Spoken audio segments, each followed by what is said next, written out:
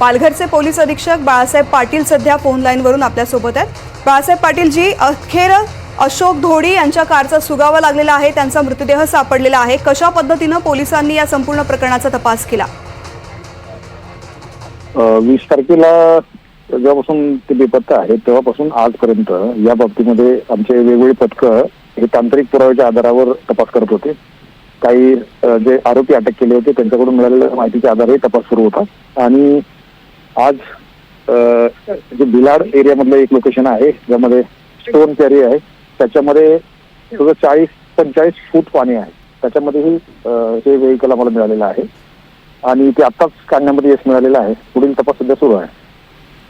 एक प्रकारे पोलिसांवर सुद्धा अशोक धोडी यांच्या कुटुंबियांनी कामामध्ये हलगर्जीपणा केल्याचा आरोप सुद्धा केला होता, कारण गेल्या 12 दिवसांपासून ते सापडत नव्हते। बरोबर आहे। याच्यामध्ये ज्या गोष्टी, ज्या पुरावे सगळे नष्ट करण्यासाठी आरोपीने प्रयत्न केलेला होता, त्यामध्ये वेगवेगळ्या टप्प्यामध्ये वेगवेगळे आरोपी हे वापरण्यात आलेले होते।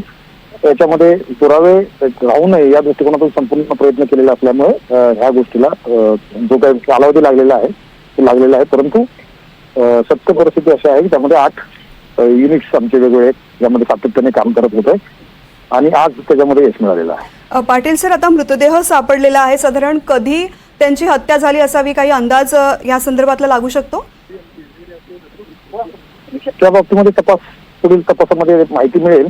साधारणतः घटना 20 तारखेची आहे। साधारणतः 20 तारखेच्या दरम्यानच हे सगळे घटना घडलेल्या आहे, त्यामुळे त्याच्या बाबतीमधले तपासामध्ये पुढे माहिती पुढे येईल।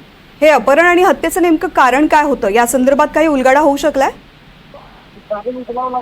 आता जे आणखी काही आरोपी अटक करणे बाकी आहे, त्यामुळे तपासामध्ये बऱ्याच गोष्टी पुढे येतील। वेगवेगळी कारणं समोर येत आहेत, परंतु मुख्य कारण जे आहेत ते जे मुख्य आणखी आरोपी आहेत ते मिळाल्यानंतर त्याची कारणं समोर येतील। त्यांची वैमनस्य आहे आणि त्याचा आरोपी जो आहे त्यांचा भाऊ, सक्का भाऊ आहे।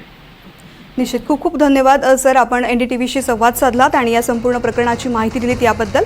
तर अखेर 12 दिवसांनंतर हा शोध खरं तर अशोक धोडी यांचा संपला असं म्हणावं लागेल। त्यांचा मृतदेह सापडलेला आहे गुजरातच्या भिलाडी गावामध्ये। त्यांच्या सख्ख्या भावाबरोबर असलेल्या वैमनस्यामधून त्यांचं अपहरण आणि हत्या झाल्याचा संशय व्यक्त केला जातोय।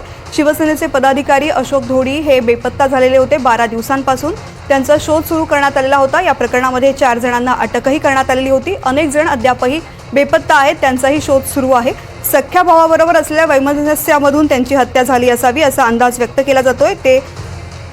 या प्रकरणाचा पोलीस सध्या तपास करतात। या